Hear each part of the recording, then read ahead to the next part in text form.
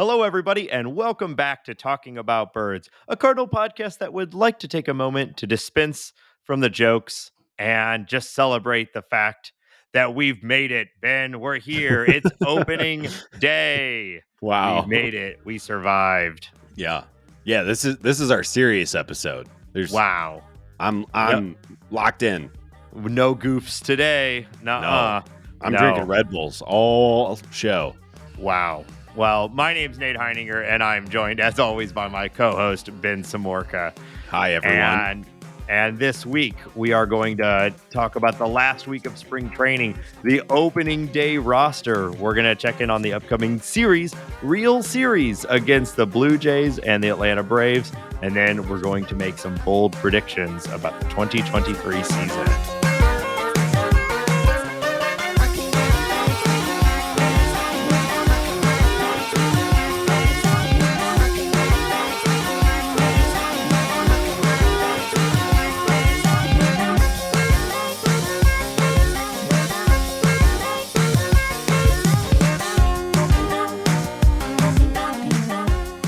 If you have an idea for the opening bit, tweet us at Talk About Birds. Hambone, my boy, we're here. We've done it. Yeah. It was a close one. Gripping it and ripping it, making it all the way. Yeah, this has arguably been the toughest period of my entire life. Waiting for this baseball season to start. So I'm happy Talking it's here to you every week. I've been through a lot. Waiting for baseball news to come down the line, Cardinals to sign a free agent, spring training, wow. It was truly our darkest hour, but we're here on the other side of it. Opening day is tomorrow. We record on Wednesdays, but this episode is releasing on opening day, which is fun. So if you're out there listening, congratulations, you made it too.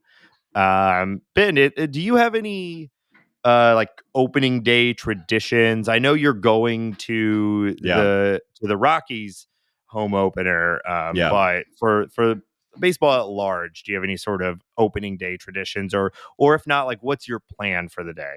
No, I don't really. So going to the ballpark is a big deal for me. Being in the stadium as soon as I can be is something that I've done for quite a while. And it is, I've talked about this before, but it's like the one day of the year in Denver where baseball really is number one. Like the Rockies draw well every year, but the whole downtown flips gears. Everybody's out there early. There's drinking in the streets, partying, music, all that good stuff. So it's really fun. It's the one day that you can still say, like, maybe the Rockies will be good this year. Man, it's like the last day you can say that. I could. The Rockies' decisions. Did you see the Mike Moustakas signing? Like, what are we doing? They think there was a report. One of the Rockies leadership said that we think that Mike Moustakas, he's lost 20 pounds. His legs are healthy. We think he can get back to his 2015 form. 2015? What are you? Hey, someone's got to block those prospects. But anyway, this is a Cardinal podcast. So you're getting to the stadium. You're spending the day at the ballpark. Yeah, I took the whole day off work. I'll be down there early, stay around late, have a great time. We'll, be Ubering home at one of those kind of days. But for like opening day, I would say I don't really have a tradition other than like I'll usually kind of be a little extra gluttonous that day, like maybe order a pizza or drink some beers or something like that. And don't go too hard. I know. I watch a lot of baseball throughout the year. But the first couple of weeks, I will watch just any game that's on. If the Cardinals game is on, I'll be flipping back and forth to other games. I'm just soaking it all in, watching all of the highlights for every team. It's really just like consuming as much baseball as I possibly can until I overdose and pass out on the couch. But that's really it. Nothing too special. Yeah, I have a similar approach. So it's still actually a little up in the air, but I'm probably not going to the home opener this year. Loser. I go most years, but I've got a couple barriers this year. But the one thing I'll say is that if I'm not able to go, my tradition for multiple years in a row now has been to go and get a sandwich from one of the fine Italian delis here on the hill. Normally Joya's. Get a hot salam. Forget about it. Yay, get Yeah. on. Hey, I'm eating you. Oh, You know, God. yeah, get on that garlic cheese bread. Oh, yeah. And I'm the same way. So obviously, Cardinals play at 3 Central, but games start earlier than that. So I've got I'm either flipping back and forth, or I've got multiple screens set up between like my laptop and my Yeah. computer. I will be working some tomorrow, but it's always going to be on in the background. Opening day is so much fun. Yeah. It's really the only day of the year where like every single game, everybody has their best lineup. Yeah. You've got everyone's best pitcher. Everyone's trying to start the season off right. It's a great day of baseball, and I'm incredibly excited, of course. And there's something just so special. Like, I know everybody who's listening to this knows this, and you know this, but there's just something so special about the beginning to the baseball season. I think for the reasons you said. I also think it's kind of like, in my mind, it's kicking off summer in a way. I know it's still a little too early for that, but it's kind of kicking off this, and it's also, since baseball is every day, it's like this. It's half the year where one of my favorite things is happening pretty much every single night for the next Yeah. 6 months. And it's kind of kicking off from the cold, dark winter into this period of being outside, watching games at night, just loving life and doing all the things that I like to do. So it's just the best. I Yeah. obviously I'm excited for it. Not to mention the Cardinals I think we're set up for a very exciting season. We had an amazing season to watch last year. I can't wait for it. Yeah. Same. Hey, sidebar, if y'all are hearing once again, I have to do a disclaimer. If you're hearing crazy noises in the background of my recording, I'm sorry. Our neighbors are getting their roof replaced. And Yeah. there is, if I look to my left right now, there is a man like 11 feet to my left. I'm on the Yeah. second floor, and he is uh, having a very different type of day than me right now. He has a real job. Yeah, exactly. Much respect to the guy who Yeah. is shoveling stuff off of this roof, right? Yeah. Like, if he looks over, I think we might have just briefly made eye contact. Yeah. Stop flirting with the guy on the roof. Before we hopped on, Nate goes, "Can you hear that noise?" I He's go, "Yeah." looking He good. goes, "I'm gonna shut the blinds. That'll block out the noise." What? Blinds block out the light, you dumbass. Okay, I know, and I know that sounded stupid, but at least a little, even a little bit more of a barrier, like even Yeah. just a little bit is going to help. It's a pretty good microphone; it should block most of it. So, Okay. um, but Yeah. thank you. Also, we'll Yeah, point out that Nate is hanging out of the window right now while recording this, trying to get some I'm ambiance from I'm outside. trying to. I'm trying. I love slapping five, trying to give these workers a good high five, motivate them Hell during yeah, their. brother. Yeah, Let's go. yeah. So big day, excited. Yeah. Congrats everyone. We've made it. There's something that I just saw the first one just a few days ago, and it's been kind of cracking me up, and you threw it on the outline here. So I guess we can talk about it. The baseball loves commercials about baseball, but they've taken a new approach this year, which is pretty interesting.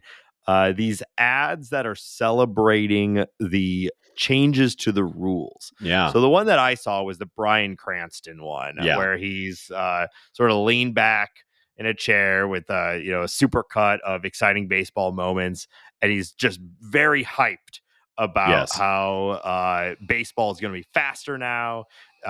You get the ball, you throw the ball, you make the play, you hit the ball, you're out, you're done.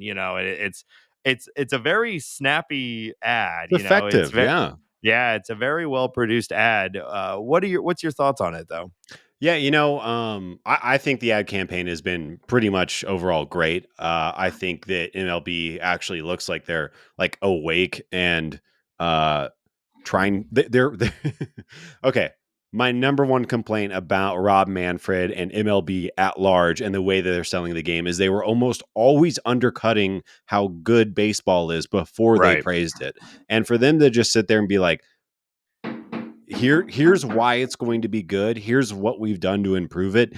Come on back, watch it. At least they're just selling me on it. And I think Yeah. like I don't know if you saw the Bryan Cranston Hot Ones episode, which was great. I'm a Hot Ones fan.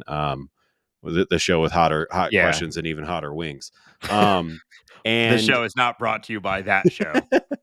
and Bryan Cranston was talking about his relationship with the Dodgers and his relationship with Vin Sully and growing up listening to him. And like, I love that they got somebody who, first off, like, who doesn't like Bryan Cranston? I know we Right. are both big Breaking Bad fans on this show. Yep. And So to get Malcolm in the somebody Middle, and one of my Malcolm in the favorite Middle, sitcoms of the 90s and early Hal's 2000s. great. Yep. So to get somebody that we all like, who is himself very passionate about the game, talking about his passion for the game, it like, that's just a successful ad campaign that gets his hype, gets me hyped. I think it's great. I've also really liked the commercials where there's like the comedian, his name is Sebastian something, I can't think of the guy's last name, but he's like standing around at a youth league baseball game and kind of giving the kids shit for taking too long on the mound or not stealing bases and stuff like that. And I think those have been really effective too. I've really liked them all. The Vogelbach one is legitimately funny. Where if you haven't seen that, Daniel Vogelbach, who has never attempted a stolen base in professional baseball after being in the big leagues for 7 years, is kind of teasing Buck, his manager, about stealing second, and they're kind of having this weird like telepathic conversation. I think it's great. I've not seen that. I'll have to check it out. Oh, Daniel it's the best one. Vogelbach Yeah, looks like a thumb, so I'm really interested to see him try to steal second base. But yeah, I think your broader point is good. Baseball, it's like those commercials. I think Domino's got really kind of famous for it, where they're like, they apologize. we know this sucked and it's better now. Yeah, Uh, like, it's like, well, I kind of liked it then too. I don't need you to tell me it was bad. You could just tell yeah, me it's even better now. So yeah, I think a Rob Manfred led MLB ad would have been like, hey, this game was boring, right? But guess what? Now it's not, and whoever their marketing director is made a good call of cutting out that first sentence and just saying yeah. the game's faster, the game's more enjoyable, come back. And the MLB, they should, if they have celebrities like Bryan Cranston that like the game, put them in more ads. If Yeah. they have personalities like Buck Showalter and Tim Anderson and Blake Snell, put those guys in ads. It doesn't matter Yeah. if not everyone knows them. This is how people can get to know that Tim Anderson is charming and funny and a great player. Like, this is how Yeah. they can get to know Buck Showalter. Like, put these guys out there. You have, like, we know that there are great Yeah. personalities and interesting people out there. Do this more. Do this all season. Do this in the off season. Um, Yeah. yeah, Well, it's the first time I thought they've been actually successful with selling the game. which is very good to see. Yeah, Yeah, baseball has a stars problem. The two biggest sports, at least in the United States, with football and basketball.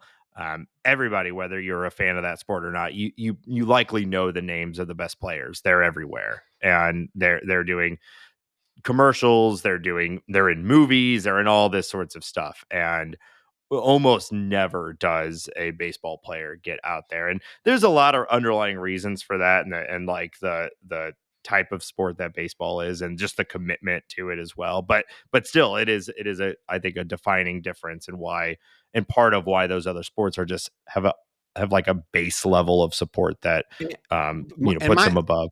totally. My thought on this is like, what? Don't like wait until Tim Anderson becomes a household name. We know Tim Anderson is a great shortstop. We know he's a great hitter. We know he's got a personality. Just put him out there, and maybe people Yeah. latch onto it, and maybe they don't. Like the waiting, like it's almost like they're like, okay, who's going to be the next guy, rather than propping up some, like they've Yeah. done that a little bit with Mookie Betts since he moved to LA. I think that they've kind of propped him up a little bit, but like, just show us more Mookie Betts. He's a superstar. He's smart. He's great. I mean, what's Yeah. not to like?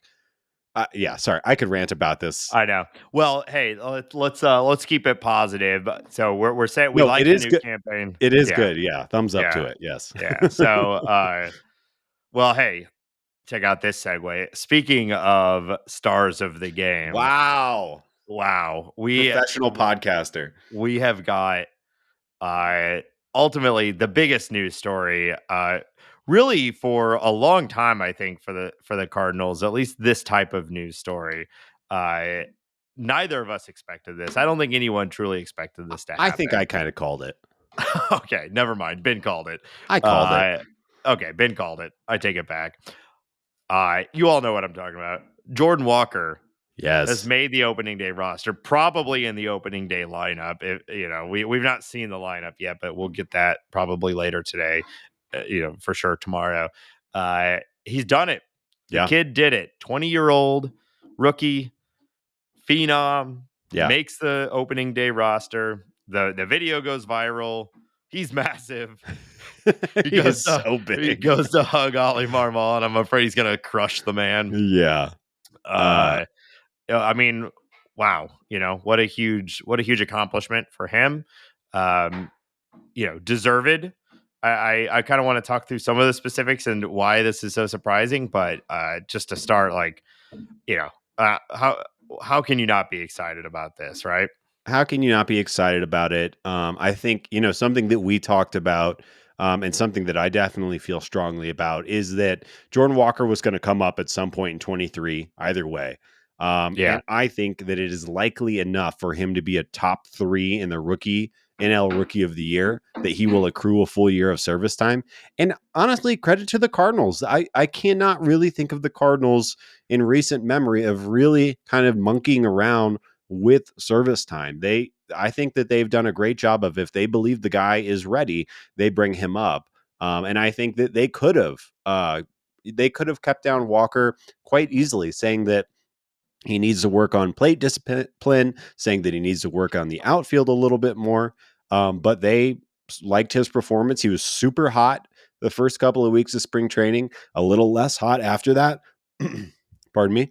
But they thought the way that he went about it was like a pro. And I love them kind of putting up and really it would, while there were always things for young players to improve on, it'd be really hard for the fans, for baseball, for the 26 guys to believe that they're going north without Jordan Walker and saying that they have the best 26 guys to compete. It is really what it comes down to. Um, and I think he showed that he is ready. yeah, I think we saw it. Kyle Reese said something interesting on Twitter the other day that he kind of believes that this decision must have been made even ahead of spring training, even in of itself, with having all those excuses that the team could have made with the frankly, Jordan Walker's last 2 weeks of spring have not been great. All of the pieces were there to have an easy Yeah. excuse to send him back. Of course, I don't mean they were bad. He's still OPS like over 800, and he's still a rookie, and he still looked, really good. But it wasn't the leading all of the minors or leading all of spring training in every single stat that he was the first couple weeks. So it is interesting that, like, at least all of us thought that we'd be looking for every excuse possible for the Cardinals to not promote Jordan Walker, and they still did it, which makes you think that decision was definitely made before the last Yeah. 2 weeks of spring, which is compelling and interesting in and of itself. I'm interested to know what is the difference between, or what is the perceived difference in between Jordan Walker's readiness and someone like Mason Wynn's readiness coming into spring training. I think we could have easily explained those differences after spring training. In some ways, I felt like Mason Wynn was an even better fit for the big league club, considering the need for shortstop and middle infield backup. But Yeah. whatever. Well, Mostly, I just want to celebrate Jordan Walker's success right now. yeah, and I think I have a couple thoughts on that. I think like one of the reasons that this makes a lot of sense is because the kid played well. You probably want to extend him to a long-term deal Yeah, this or next year. That is kind of the way the league is trending. Look at what the Guardians are doing right now. Look at what the Braves are doing. Many teams in baseball are giving Corbin Rays Carroll. have done it for Yeah. years. Yeah, So I think part of it. And I do think that players, take personally the tampering with your service time. And I think for the Cardinals' ability to be like, hey, we think you're great, come on up right now, like that. To what degree, to what percentage chance does that make it more likely that he signs an extension? I don't know. I don't know if the Cardinals or Jordan Walker knows, but I do think that treating your player well makes him want to be there Yeah, more it and turns longer. out. Yeah. So I think that that's great. And as far as the Mason Wynn point, I think it really just comes down to roster crunch. And I hate to blame Paul DeYoung for Mason Wynn's, being forced to start in AAA. But I think that's what it comes down to. It's roster crunch. I think I could probably convince myself that the best infield alignment for the Cardinals right now is Mason Wynn at shortstop and Tommy Edman at second base. But you have there's an albatross there. You have to figure out if in that scenario you got to figure out what to do with Brendan Donovan. I Right. think that Who he still deserves Yeah, he deserves every at bat he gets too, Yeah. right? So, And he yeah. has a lot of value as a super utility player playing all over the place. So I think that there's still a world that they can do that, but I think it would cut down his playing time significantly. Um, and he's made meaningful changes that we'll see if they're real or not. But I think that's really what it is. I will I don't want to get ahead of ourselves, but I have a bold prediction that we'll talk about later that will include some stuff around this. Wow. Yeah, that's a tease. I But yeah, I don't know. Super excited.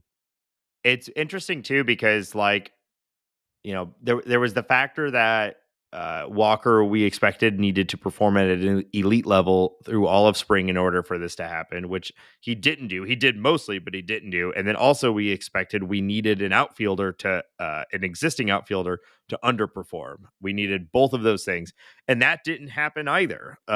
Basically, every outfielder looked great, and suddenly Dylan Carlson seemingly has lost at least his for now, his opening day center field starting position, not really through the fault of his own. He was No. looking good this spring, but the Cardinals are chasing upside here and going with the phenom prospect who will play in left, and we know Tyler O'Neill's going to be great in center, and he also is in his own right a phenom. So it's really they're chasing this is like the high ceiling Yeah.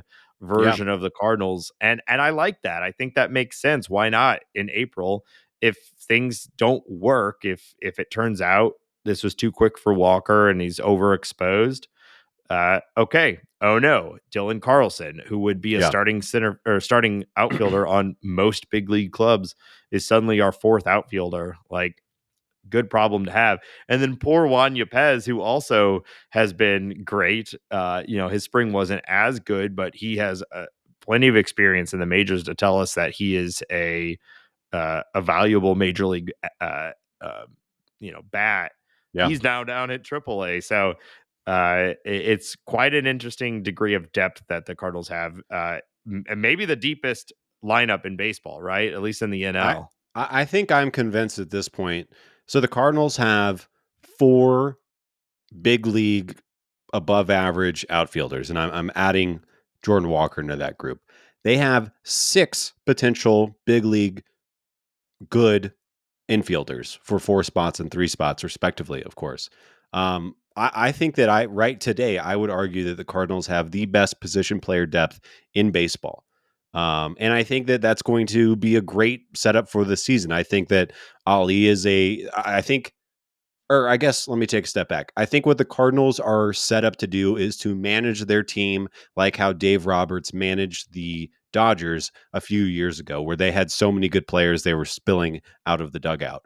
And that means you're playing matchups, you're giving guys rest, you're making defensive switches late in games, you're being aggressive, and you're using all 26 men because those 13 position players are all ready to contribute to the team. I love the idea of Jordan Walker starting against a lefty. We get a big lead, and Dylan Carlson takes him out.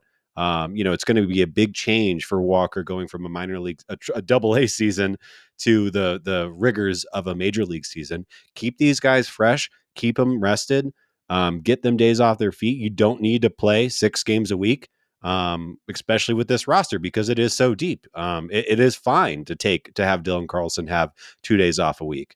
It Yep. is fine for all those guys to take time off or DH or whatever it is. And I'm looking forward to it. I think Ollie's the right guy to man the ship. I'm pumped for it. Yeah, same.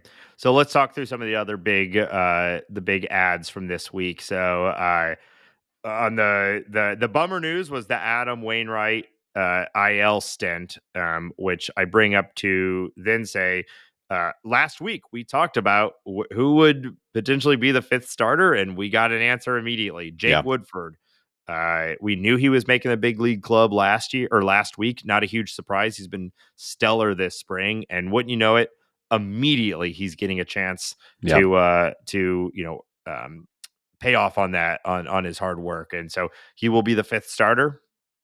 Uh, Not much more to say. We talked about Woodford a lot last week. He's going to have a tough first matchup.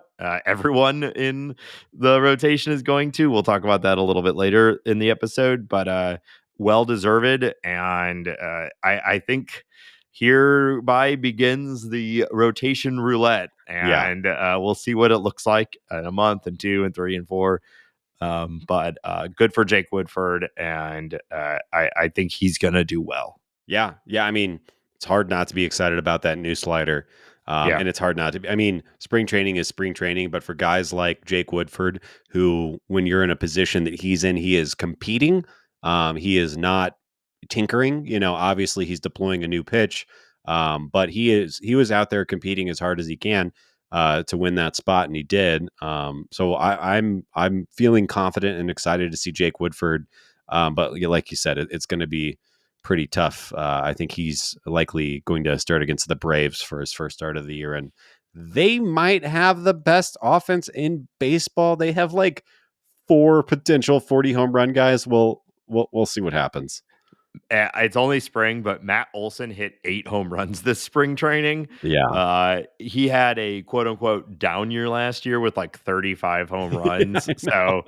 So, yeah, and Acuna full strength. Yeah. Stupid, Riley. yeah, stupid Ozzy Braves are. Albies is healthy. Yeah, he's healthy. Yeah. It's Michael Harris. Yeah. They're Cardinals have the depth, Yes. but the top end, you got to give it to the Braves, at Yeah. least right now until Walker. Agreed. Uh, Yeah. Actually, sidebar. Let's be realistic about expectations for Walker. We're all super hyped about him, but if he hits like 15 home runs this year, that would be a success. So let's remember that he's Yeah. only 20. I would say my expectation for Jordan Walker is for him to have a WRC plus above 100. Yeah, If it's 101, that's fine. If it's 145, that's great. right. But Yeah. I think that's my expectation. He plays fine defense and has a even marginally above average offensive Yeah, season. He's he's 20. 20. Yeah, He's that 20. can't be said Look at enough. Wander Franco in Yeah, over with Tampa Bay. Now he's dealt with some uh injuries, of course, but he's the most recent. He was like 19, I think, when he came up, or yeah, maybe 20. It takes time. But part of the reason they're getting him up and getting him in is because they know he will be good, whether it's yeah, immediate or not. So anyway, uh, other um, other news. We talked about this last week. Also, Taylor Motter, good for him. Journeyman cracks the club. yeah. I think well deserved. He had a great spring. I think he'll be a good utility guy. Sort of 26th man. I think you could do a lot worse than him, at least based off of what we saw in spring. Yeah, I think it's a little disappointing that means that Juan Yepez goes down. He's the other right-handed option. But we just talked about this team composition, and it makes more sense to go super flexible with that 26 spot rather than, Yepez is a little bit limited to first base and corner outfield, and Mater can pretty much play everywhere. And I'll tell you, I like from his spring performance, I liked everything I saw, especially Yeah, defensively. A little more right. pop. And I think he'll be a great, pinch hitting against a left-handed pitcher, giving certain guys a day off of their feet. Yeah, I think it makes sense. Yeah. What also makes sense is Alec Burleson. I love this. It's again that sort of Cardinals going in on ceiling, and he's been hitting the shit out of the ball at the end of the last year and all through spring. Results are still, I think it's too small of a sample size to really look at results as far as like batting average and home runs and things like that. But if you look at his underlying numbers, dude hits the ball hard, Yeah. and that'll play. And he should only get better as he gets more comfortable with the majors. So likely not a starter. I don't expect him to get even very many starts, at least at the beginning of the season. But he should be a great bat off the bench. And if it clicks, he may start to contest someone like Walker for some of those starts. Yeah, it's curious. That's the biggest question to me is how is he going to be used? I think that there are DH starts that make sense. There are outfield starts that make sense, and even some first base that makes sense for Alec Burleson. But like you said, it's not going to be there a lot. Um, and I think you probably nailed it. It's probably going to be hot hand. Is Newt in a slump? Okay, let's get Burleson out there. Is Walker in a slump? Okay, let's get Burleson out there. And I think it speaks a lot to what they think of him. The fact that, like, to me, this reads as like he's cooked, he's done, he's ready. He's ready for the bigs. There's nothing more for him to gain in Yeah. AAA or AA or whatever. So it's kind of an interesting. He's like his development is done. He's a good hitter, but he's not good enough to crack the starting lineup, which again just speaks to the ridiculous Speaks to depth. the depth. Yeah. But it is curious. I think that's like probably going to be the hardest thing for Ollie to kind of manage around is like you got to get him at bats at least once a week, if not a couple of times a week. How is that going to shape up? And Yeah. you don't want him to. You don't want your 24-year-old who's crushing the ball all over the place to kind of ride the pine too much. Well, we've seen this Cardinal team with some bad benches Yeah. Yes. in very recent memory, including last year. And so uh, hopefully he can adjust to that role well, and he serves as a really good first bat off the bench spot starter. Yeah, I think you're right. They must feel like his hitting approach is sustainable, and he doesn't necessarily need every day at bats, 4 at bats a day in order to maintain it, which I think is, based off of at least my perception, I would agree with it. He seems very consistent at the plate. The last one here, this one makes less sense to me, but it's not like there were a ton of good options. I guess I'm just feeling a little burnt out at this point. But Andrew Kisner has Yeah. won the backup catcher position. He's comfortable with the staff. He's I comfortable with think the that's sort of team. this is you're a nice guy. Here's a roster spot. I swear. Yeah. Like, Yeah, yeah. you could do worse, of course, with your backup catcher. Yeah. I'm still really interested to see how the Cardinals ultimately deploy Wilson Contreras. He was not a full-time catcher for the Cubs. They must feel like he will be for the Cardinals. So I don't know. It's not like Trace was like crushing him in spring either. It's not like we have multiple deep options and they chose Kisner over him. We still don't truly understand what's going on with Ivan Herrera, but he never seemed to be a real choice either. So I guess go with the guy, Yeah. right? And that's fine. But certainly seems like this isn't a sustainable long-term option. Yeah. Yeah. I think his relationship with Jimmy the Cat and his clubhouse presence pushed the button a little bit in his favor. And that's Yeah. fine. You need Sure. to what degree, I don't know this is true, but you need a good clubhouse. You need to have fun. And I think he's fun. He seems fun. Yeah. All right. So what's next? We've got looks like we probably have an idea of what the bullpen is. Ben, you want to run down who's likely in the bullpen? Yeah, I think this is mostly predictable with the injuries that are going on, but and this kind of in descending order of what I see as their spot in the bullpen or their ranking or whatever. Helsley, Gallegos, Palante, Hicks, Thompson, Stratton, Packy Naughton, and Drew Verhagen. And I think my guess is that pretty much all of those guys are going to be there for the majority of the year, with Packy and Verhagen really needing to perform. And my guess is they're going to have to perform right away to maintain that spot. Obviously, you want Packy. He can possibly provide more than one inning. He's a left-handed guy, and kind of the same thing with Verhagen, but right-handed. But I don't think really any surprises there. Maybe Packy making it is a little surprising. but not shocking. Genesis Cabrera going down is too bad. I think he's so talented, but you got to Yeah. find the strike zone.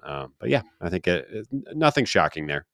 Yeah, I'm anxious for Zuniga Yeah, to get a shot, but I understand why he's not making the opening day. And then Vilking is hurt, so the bullpen, like you said, it comes together in a way that was anticipated. yeah, Jojo Romero was optioned.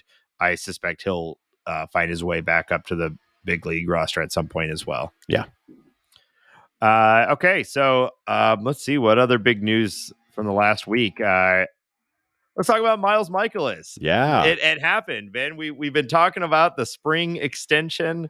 I think last week we spent quite a long time talking about a spring extension, yeah, and it wasn't immediately after we were done recording, but within about 12 hours of our episode being released, yeah. the Miles Mikolas extension was announced. So Well, yeah, uh, Mo's a busy guy. He can't listen to our yeah. show as soon as it drops. He's got to listen to it on the way into I, work. I, se- I send him the file, when it's Yeah. done. And he sends me back his bow tie emojis, but I guess he wasn't able to listen fast enough. So Yeah. yeah, Miles Mikolas 2-year extension, 40 mil, good price. I think we were looking for like a Jordan Montgomery, maybe a Flaherty, maybe something a little bit Yeah. longer for someone a little bit younger, but I think uh, this one in a vacuum, great. Like I have no problems with it. Even if Mikolas suddenly becomes ineffective, which I think is unlikely, it's not an extreme price for what people are paying for pitching these days. Um, Yeah. it's a good deal. Yeah, I think the price is fine. It's the years that are fantastic for the Cardinals. The fact that you can Yeah, sign a big league pitcher to only a 2-year deal, who's coming off of a year like Miles is coming off of, is great for the team. And as we said multiple times, for the past 6 months or so, like absolutely necessary. We need yeah, more than just Steven Matz coming in to 2024. And yeah. I We think now have like, two. We got two starters next year. yes, yeah, and like, you can only rely on the kids so much. If I was the Cardinals, you'd still want to see Montgomery extended. And I wouldn't be mad. There's a lot of really good free agent pitchers in this next year's class. I would not be mad if they brought somebody in from that group. Yeah, But no, you have to. This Miles fits exactly with what the Cardinals are trying to do. He is pitched 200 innings in the big leagues. He is efficient. I mean, his stuff really hasn't degraded since he became a Cardinal. Even with the injuries, he still can hit mid 90s. He can still locate. He still doesn't walk people. And he sticks around. And I think we saw some flashes of brilliance from him last year. We saw him almost get a no hitter. And what did he's he got a have? great mustache. He had a great mustache. What did he say? Sometimes you got to get back on that horse and ride on home or something. I don't know. Yeah, He's a great post game interview. yeah. Honestly, I'm of the feeling that, as assuming he remains effective, like just keep signing Miles Mikolas. I know that he isn't super sexy. Well, he is sexy. He's not. His stat lines aren't super sexy. But he fits like I said, he fits exactly what the Cardinals are trying to do. He's an innings eater. He likes being here. It's all he's great. Yeah, he's fun. He's kind of a fan favorite. Like, yeah, I think he will get this sort of treatment as long as he's effective. Let him pitch until he retires. It's a real success story for the Cardinals front office too, to go and locate him, bring him back into the MLB and for him to be so successful. And now he gets that real payday. I mean, he'd been making millions already off of these last few contracts, but now just a nice 40 mil chunk there at Yeah. the back end of your career. Like, what a good story and what a success for him. So, yeah. And like he's such a big, strong guy. The fastball's still A mid real he's 90s. a Like he's a real Pete Alonso. He's a big he's strong a guy. I'd take Miles over Pete Alonso if it came down to it. Cowboy energy all day. Yeah. Uh, but yeah, like I just can't get over the fact that he has looked when healthy. That stuff has looked good. I think his stuff is a little underrated because he doesn't go for the strikeout so much. Yeah. But yeah, I think it's a great move. Couldn't be more happy about it. keep Miles around. He'll be 36 at the end of this deal. And I wouldn't be surprised if you and I are having this same conversation next year or the year after that when he's extended again after a nice 200 inning successful year. Yeah, absolutely. Anything else from spring you want to talk about before we move into our next little chunk here? No, I hope we get to see Juan Yepez at some point. I think Yeah, he'll probably be first guy up if anything happens. But no, I'm really looking forward to seeing this 26-man roster. yeah. It's pretty exciting. Yeah, same. Well, we're going to talk about the series that's coming up, but before we do, as always, we want to remind our listeners that this show is supported on Patreon, patreon.com/talking about birds. If you enjoy the show and want to support us, support the time and effort that goes into bringing this to you every single week, consider subscribing at our Patreon. Again, patreon.com/talking about birds. We spend a fair amount of our time putting this together, and we really love it. It's a labor of love, but we'd also truly appreciate your support if you're able to. Supporters at any level um, get access to our Discord server. We call it the Bird Scored. It's a great time in there. It's we're talking about all sorts of things. I had a legitimately fantastic time watching the World Baseball Classic with people in the Bird Scored, and I'm looking forward to watching games with people in the Bird Scored. In a lot of ways, it's become my sort of go-to when I have when I want to talk about baseball. This is my first thought is to go in there instead of like Twitter or something. So if you're looking for a tighter, more closed community that's focused on the Cardinals and baseball and having a good time, get in there for the cost of, what do people say, for the cost of less than a cup of coffee a month. You can get in there and hang out with us, and we appreciate it. So if Like you're a lot less than a cup of coffee. Like it's a lot less coffee's than, like 5.50. I feel like. yeah. Yeah. Well, you get those things that are like milkshakes basically with coffee powder in This them. is So. slanderous. I drink. I will say it. I do sound a little bit like a fancy boy, but I like the nitro cold brew. That's where I'm at. Yeah. Black, and then I just open up my vein and I syringe it right into it. Yeah, I like nitro coffee. I like nitro beer as well. I was talking about that with someone the other day. Are you generally a nitro fan? I like nitro coffee. I want my beer cheap and bubbly. I don't need that nitro stuff. I want ice cold Budweiser Mm, Budweiser. or a nice butter stick from the state of Colorado. We've got Yingling here in St. Louis now, so Oh, I've been enjoying those I lately. love Yingling. That's great beer. Yeah. That's the kind of beer I like. And if you're Okay. to baseline, And hey, if you can't join the Patreon, consider leaving us a review on your favorite podcast platform. Smash that follow button, hit that subscribe button, leave comments down below, and he pointed down when he did that, ladies and gentlemen. and support the show.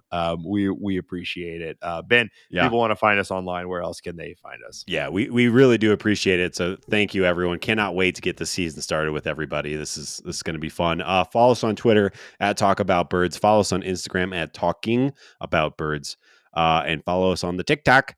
We got a TikTok if you want to see our faces and our hear our words. See our faces, hear our words. That's where you Wow. can find them. Per usual, if you have any thoughts, questions, if you want to antagonize us, tell us that we're ugly, tell us that we're nice, or just say hi, hit us up at talkaboutbirds@gmail.com. Yeah, and hey, the offer's still open if you're looking for some help on picking a plan to get around MLB's blackout or just access to games in general. Let us know.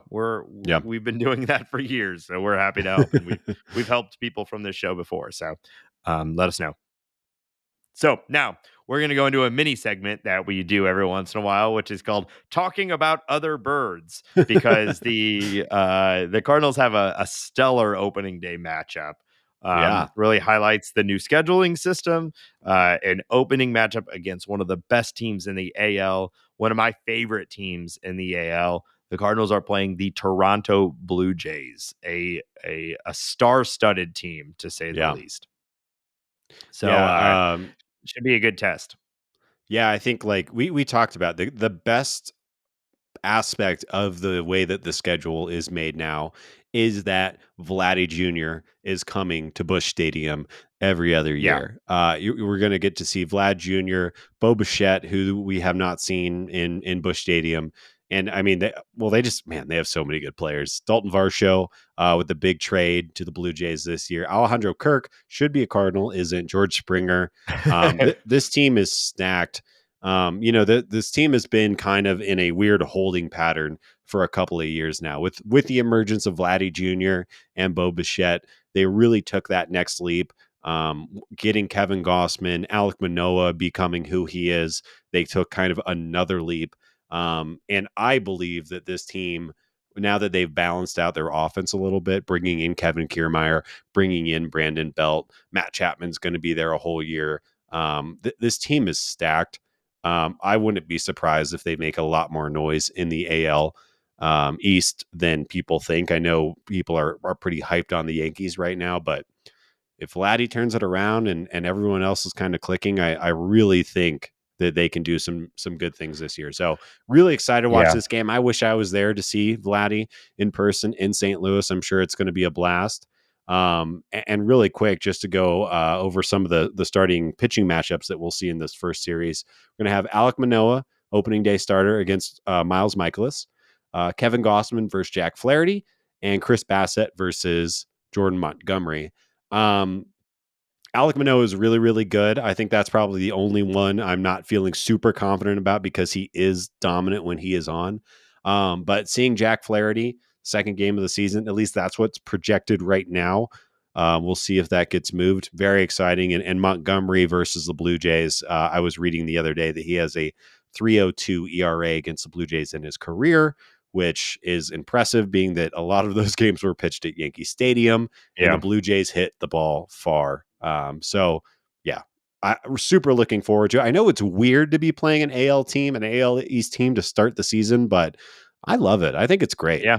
Some bird on bird violence. Yeah. Yeah, I think it's a ton of fun, and it just lines up to be with one of the darling teams of 2022 and a real up and coming team. Vladdy was my pick in a previous episode to win the 2023 AL MVP. Yeah. I personally picked them to win the AL East. I think that they're going to be a great team, but you know what? I think they're going to get off to a slow start, at least in these first three games. I wouldn't sleep on Gosman. He's Yeah. really good, He is and in a good. ballpark like Bush, I could see it being.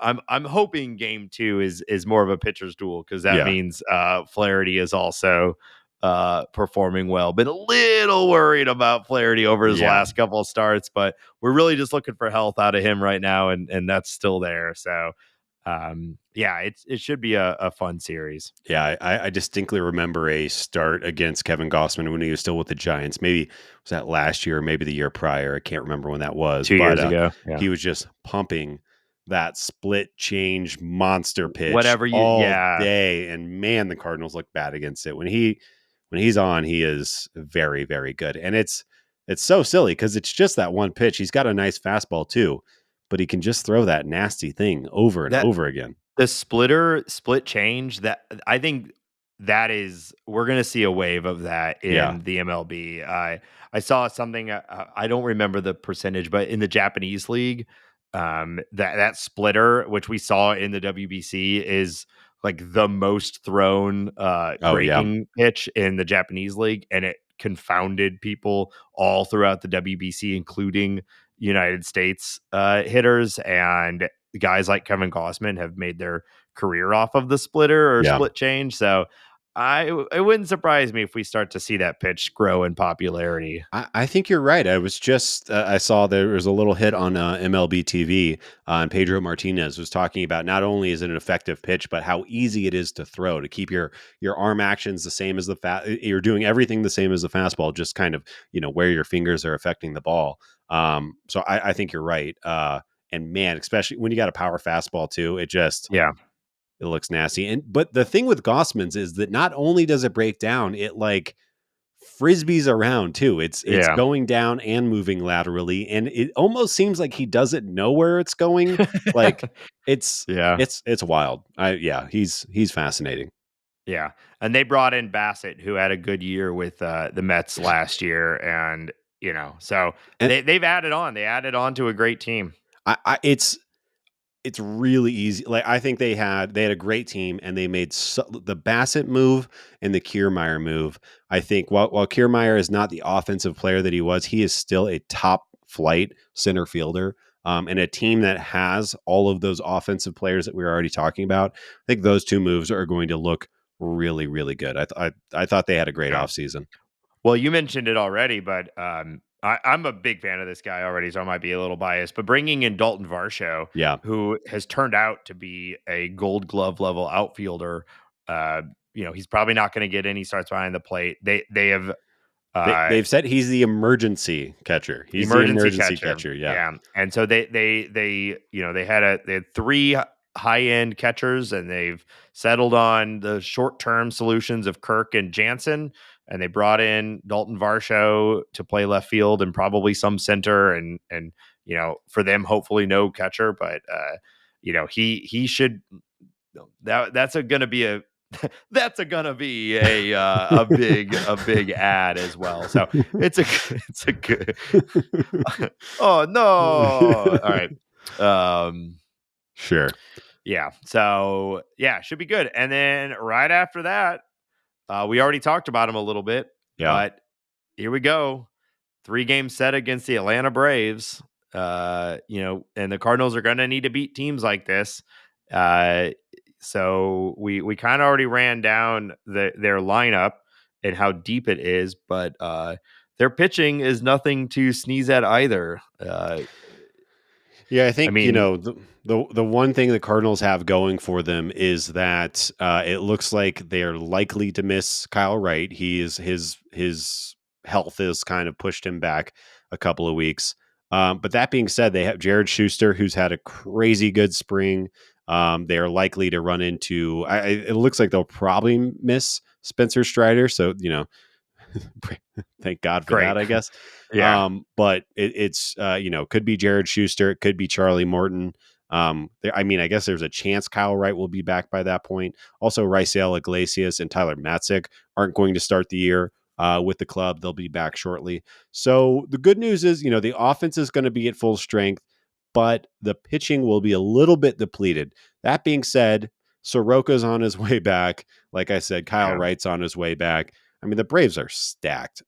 So I guess good for the Cardinals for avoiding some of those top tier pitchers. But man, they Yeah. signed Kirby Yates is like a middle guy in their bullpen right now. That's like I know he's coming back from Tommy John, but he was one of the best closers in baseball very Yeah. recently. Like their team is good.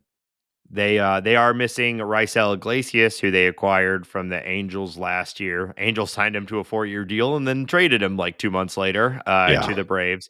They're losing Raisel for now, but AJ Minter, who was one of the best relievers in baseball last year, is going to slide into that back half.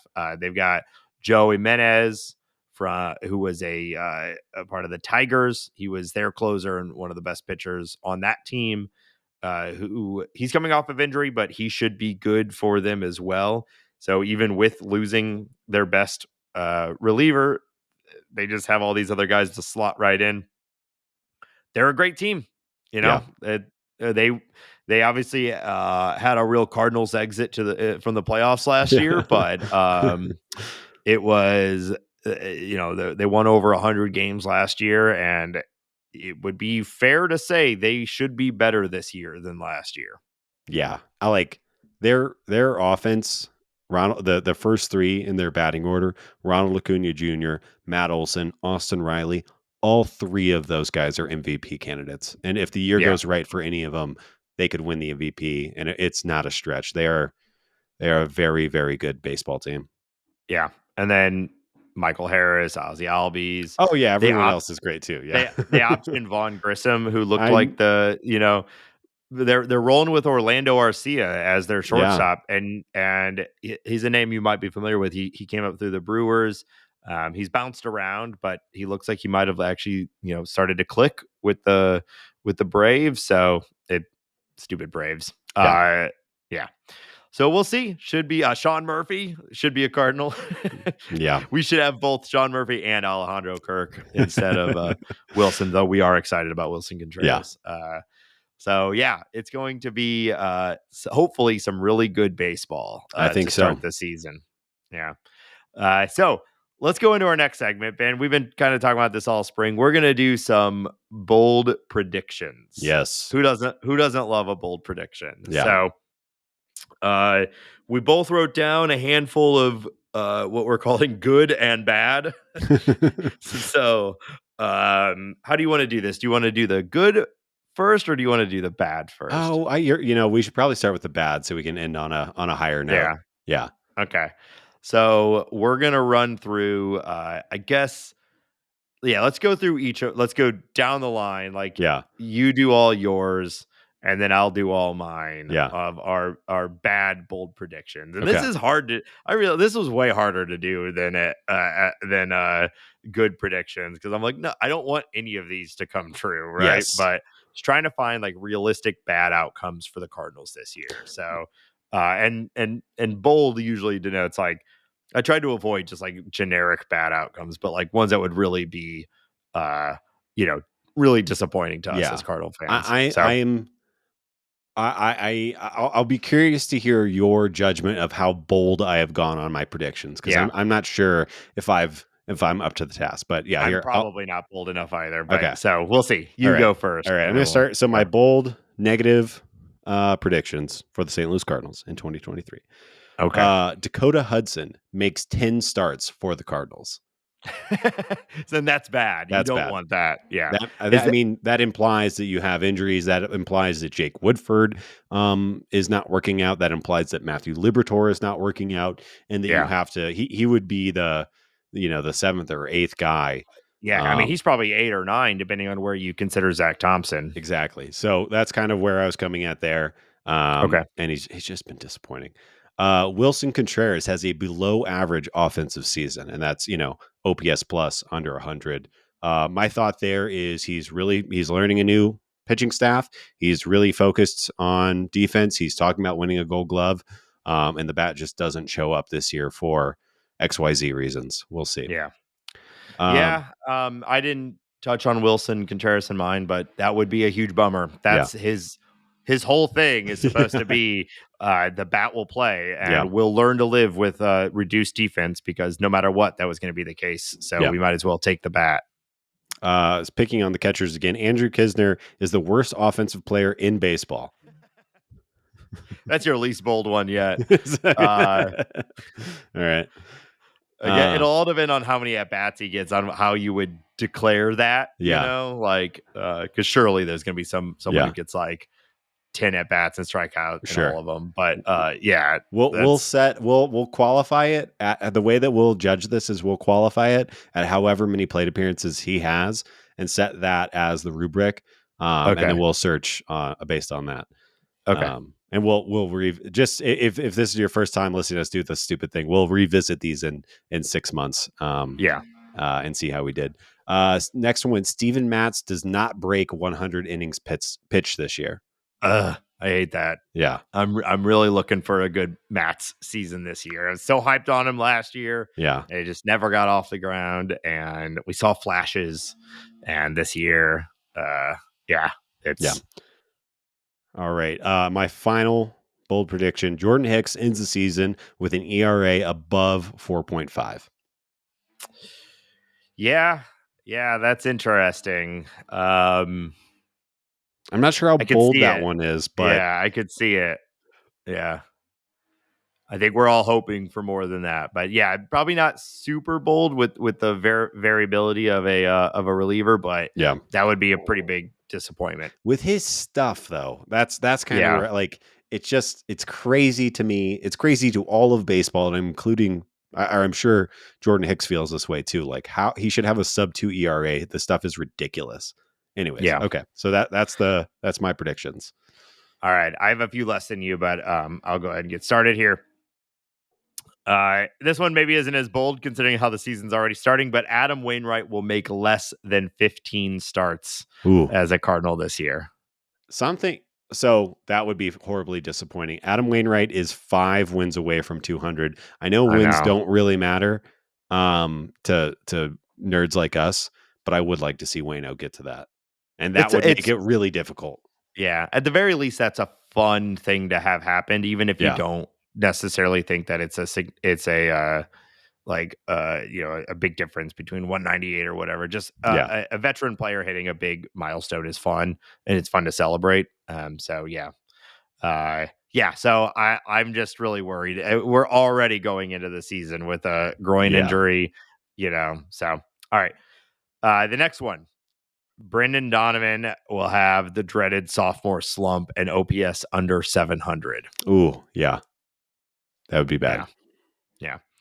Yeah. My next one, similar in some ways to one of yours. Ryan Helsley will not lead the team in saves. Oh, I hate you for saying that one.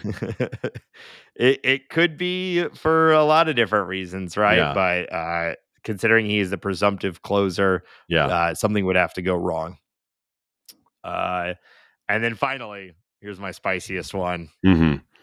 Lars Nootbaar will have less plate appearances than Dylan Carlson. Wow. But he's Newt. He's a I know Japanese sensation. he is, but here's my thought. Uh, he obviously has looked good, but we saw last year his stat cast came from a huge range. It averaged out really good, but he was basically either on fire or really unable to maintain any sort of plate approach. He Yeah. looked good in the WBC. He's looked good in spring. He's young. I'm hopeful that he has progressed and he will continue to grow as a major league hitter. But there is a world where he's overexposed and those struggles we saw last year that we are very happy to forget about because of how much we all love Nootbaar. That turns out to be the real Nootbaar. And with such a stacked depth, such a stacked outfield comes, I believe, a shorter leash. Yeah. And if he struggles, I think Dylan Carlson will be there to step in. And I don't, again, this is a bold prediction. I don't think this is the most likely outcome, Yeah. but Okay. I think this could happen. All right. Yeah. Okay. Well, nice way to bring everyone down. That's great.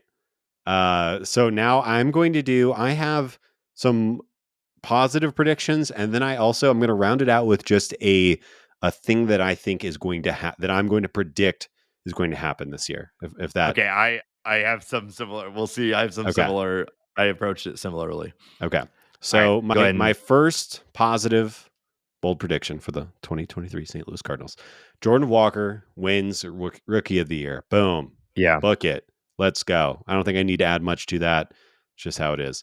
Nolan Gorman hits 30 home runs this year. Okay. Nice. I like it. Tommy Edman steals 40 bases this year.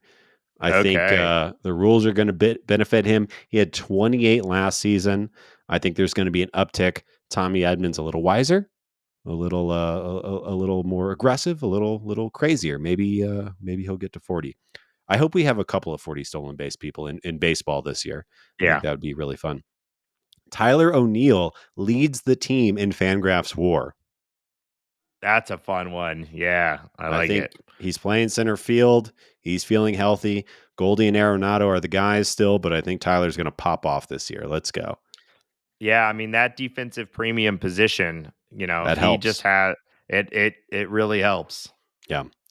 And then my final positive bold prediction is Mason Wynn makes his big league debut in 2023. Okay. Nice. Okay. So then I have my one that's like, I don't know if you could really be positive or negative. It's just my prediction for what I think is going to happen. Dylan Carlson is traded before the trade deadline. Okay. Yeah. So I have something similar. So I'll get Okay. to it in a second. So Um, you've got, yeah. And I think what would happen is he'd get traded for a starting pitcher. So Dylan Carlson, I think he has 4 years of control remaining. I think he'd be traded for a starting pitcher with a similar years of left on his rookie contract. And it's, I don't think highly unlikely it would be a 1-for-1. But I think Dylan Carlson, he's going to play well. Jordan Walker is going to play well, and Carlson is attractive and flexible. So it's a weird way to talk about Dylan Carlson, but I'd like to be clear. That's all in a baseball sense. I'm Hey, sure he's a handsome man. I'm sure he's an athlete. I'm sure he's flexible. Plays the outfield positions. Sure.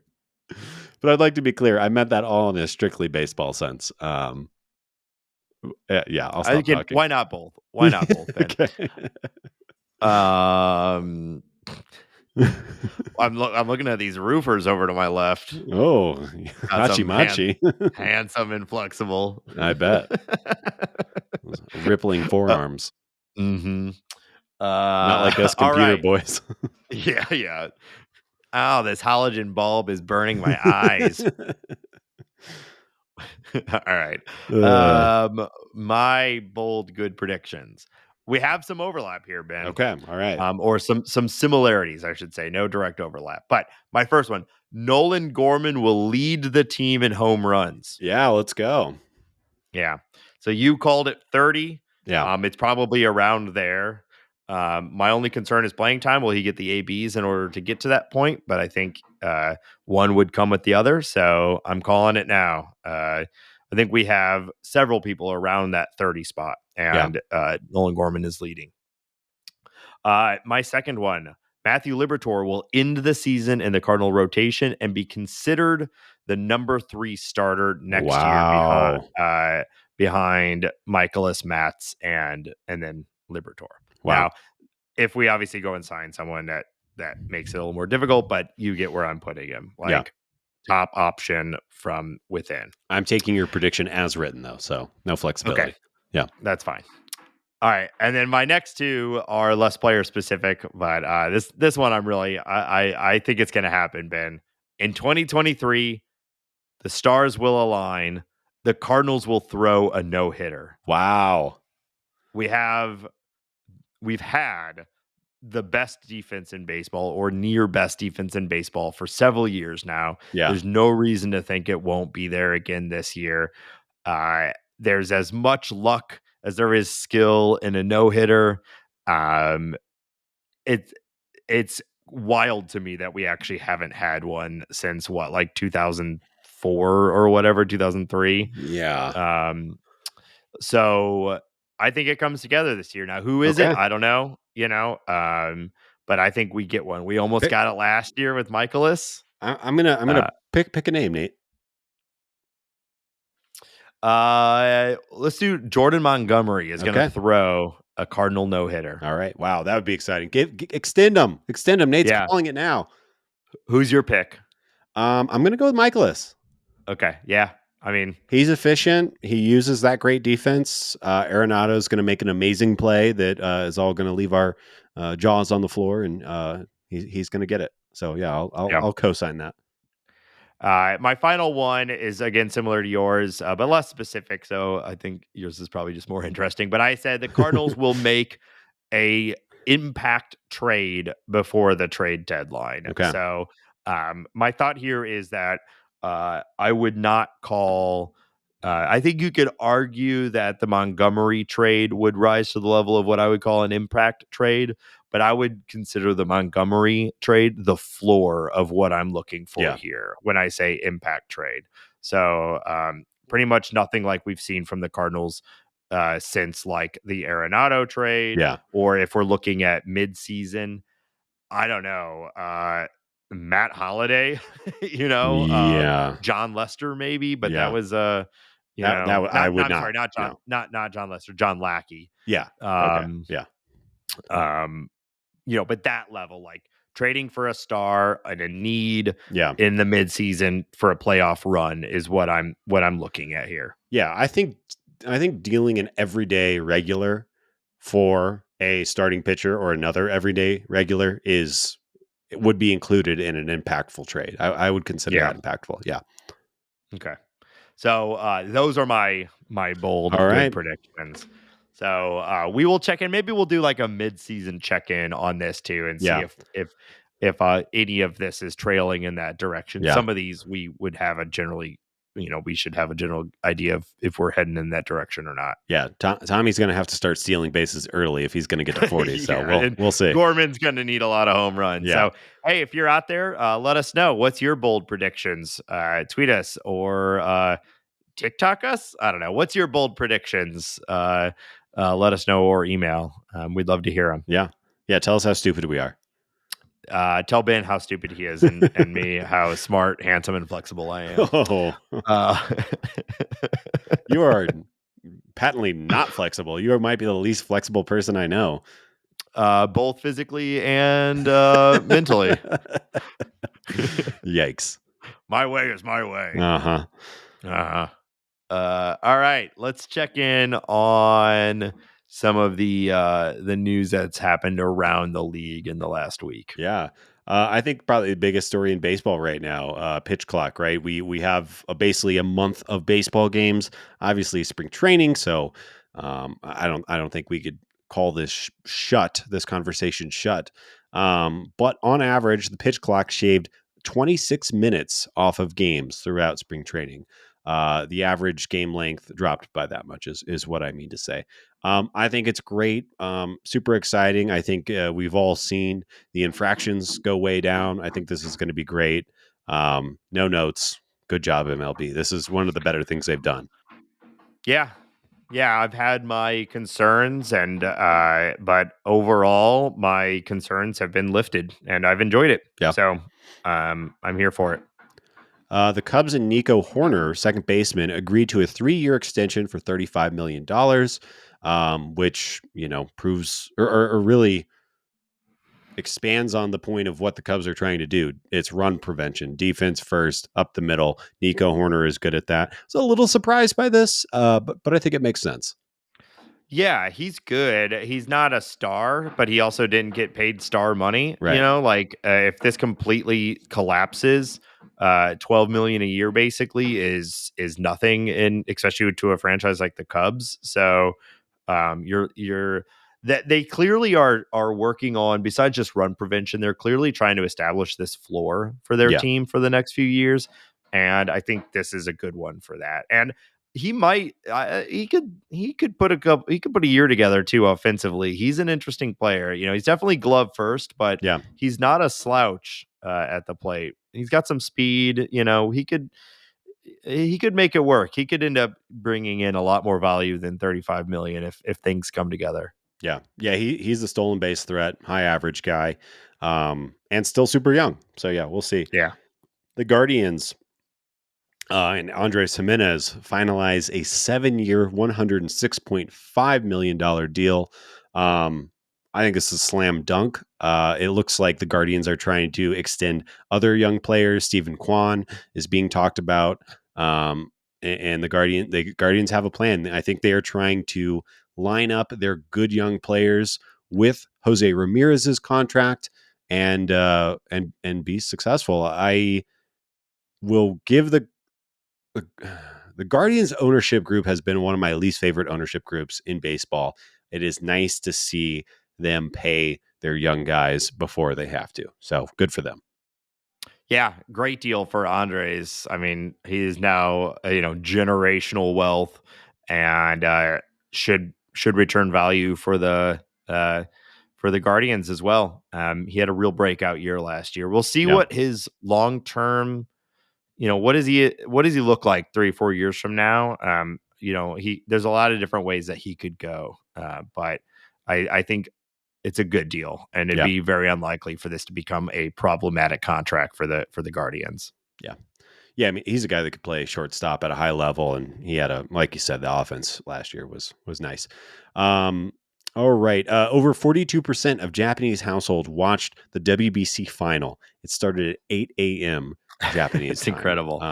It's so incredible. I imagine the bars were packed. People were, hitting the sauce early. Everybody was having a blast. And then, of course, for them to win, pretty cool. But man, it makes me, when I saw that 42%, it makes me wish I was there to watch that, to be in an entire country of baseball nuts. Yeah. sounds like a blast. Pretty incredible. And I don't know exactly how they're monitoring these numbers these days, but it almost feels like it's got to be more than that, right? Like how many people are actually tuning into it on TV versus can we accurately measure streams Yeah, and people who are viewing it in alternative methods, and how many people are packing into a house to watch it? So 42% of households had it on. Well, how many families are in those houses, right. right? So like it feels like 50% of Yeah, Japan watched that game, it's which pretty is cool. awesome. Yeah. Yeah. Daniel Murphy, longtime big leaguer, Nationals, Mets, Famous Rockies, Rocky. Yeah. Rocky for a minute. 38-year-old after being retired for a couple of years, just signed a deal with the Long Island Ducks and is trying to get back into the big leagues, which I think is exciting. He says that he found something in his swing and is feeling like he can compete in the big leagues again. I just love a story like this. I hope he makes it back. Maybe we'll be watching the Ducks, another bird team, to see how he performs. Yeah. If we expand to minor leagues, there are so many bird teams. Yeah. Uh, yeah. I mean, I really like Daniel Murphy. I think it was the 2015 playoff run with the Mets where he just went nuts Went and out of and control. Yeah. and that really propelled him into stardom. Then went on to the Nationals, had some good years, and anchored those really famous Rockies teams that we all know about. That brought massive success and fame Yeah. to the city of Denver. So, um, yeah, good for good luck. It Yeah. seems it's quite the hill to climb, but maybe he can. I just appreciate a 38-year-old who he's already secured the bag. He's got all the money. He just loving baseball and wanting to come back. Yeah, Like he doesn't need this. I think that's a fun story. yeah. All right. The last thing we like to talk about food on this show. So I just had to bring this up. The Rangers announced they are selling a 2 foot long, quote unquote, boomstick burger at the ballpark Wow. park this year. It is it is a 2 foot long cheeseburger. It looks like an absolute monstrosity. Um, I find it horrifying. But I felt that it was worth reporting, and here we are. Yeah, because they had that boomstick before, which was the 2 foot chicken tender, right? Yes, it And was so like a now this is 5 pound chicken tender. Now this is the boomstick burger. you got to cut that up like a party, like one of those 6 foot party subs, right? Like I'd just I'm take it looking straight at to the it. dome. Yeah, just tilt your head back, open up the Yeah. throat, and Yeah. like a Exactly. snake, like an anaconda swallowing a deer. Yes. Yeah. Well, I think I know where we're going this summer. You think if you ate the chicken nugget thingy and the boomstick burger at the same time, you die? Yes. Yeah. Okay. Yeah. I don't Yeah. think you do it. I think you die before. All right. That's Horrible. all I got for league news. All right. We're going to wrap up this episode. We're going to play a little game, though, like we always do. Ben, we are going into opening day 2023. And if the projections stick, if Brendan Donovan is the opening day leadoff man, that will mean now for 6 of the last 6 years, the Cardinals have had a different person atop the lineup on Oh opening no. day. Yeah. Today, we're going to see how well do you remember who's been atop the Cardinal lineup on Ugh. opening day in another edition of Who Charted. Okay. Okay. So you kind of get the game. Yep. I've got starting in 2023, we've got likely Brendan Donovan. Okay. And then we're going to go backwards 5 years, and you tell me who was the leading off on opening day for these teams. So the 2022 Cardinals, who was leading off? The 22. I think it it's either Tommy or Dylan. Um, my gut tells me to say Tommy, though. I think it was Tommy Edman. That is incorrect. You were close. It was Dylan Carlson Damn last it. year. All right, 2021. Okay. That year, I feel more comfortable saying it was Tommy Edman. That is correct. Tommy Okay. Edman was the leadoff man in Woo. 2021. All right.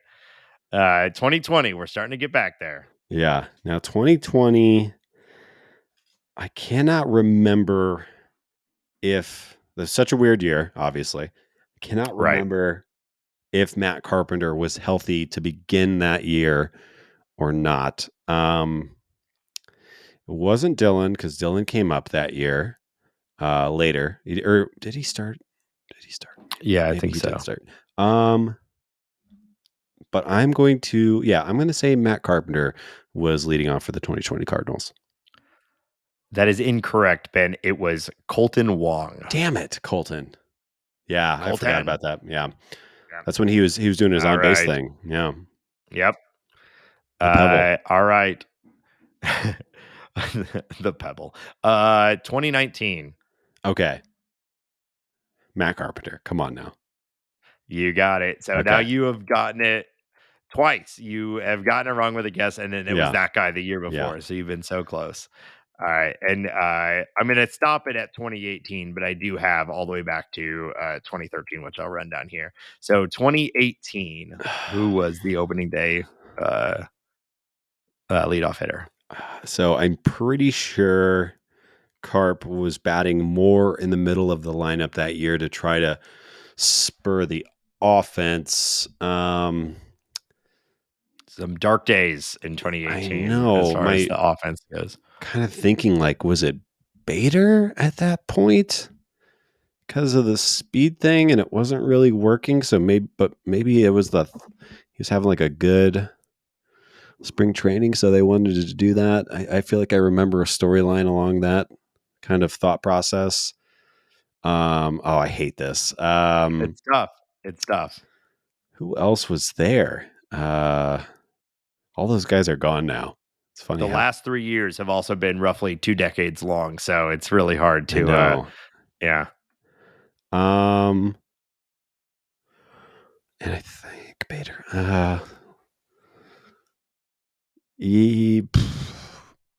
Yeah, I just got to guess. I'm going to 18. Yeah, I'm going to say Bader, although I don't feel good about it. No, you knew it wasn't right Yeah. the whole time.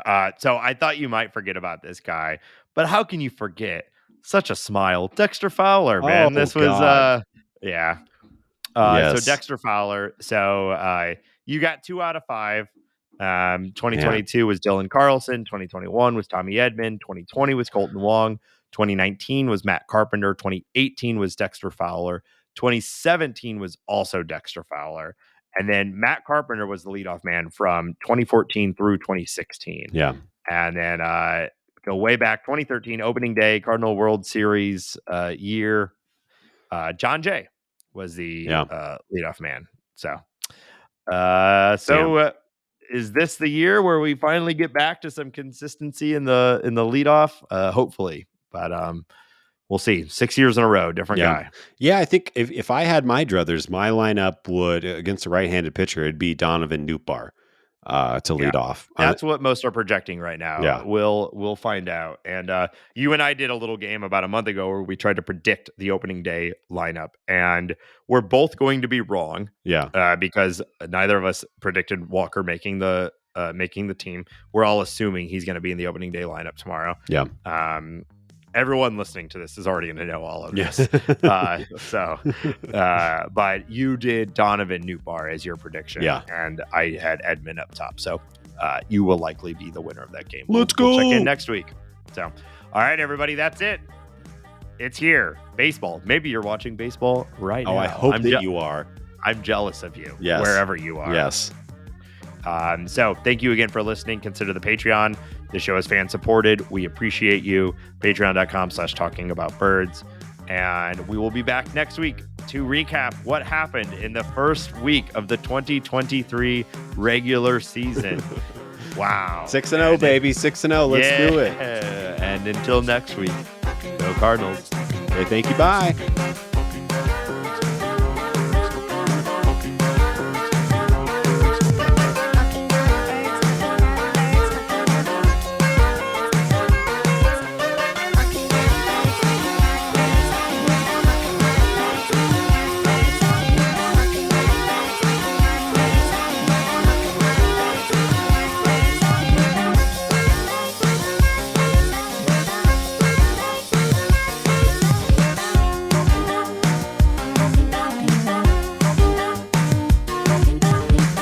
talking about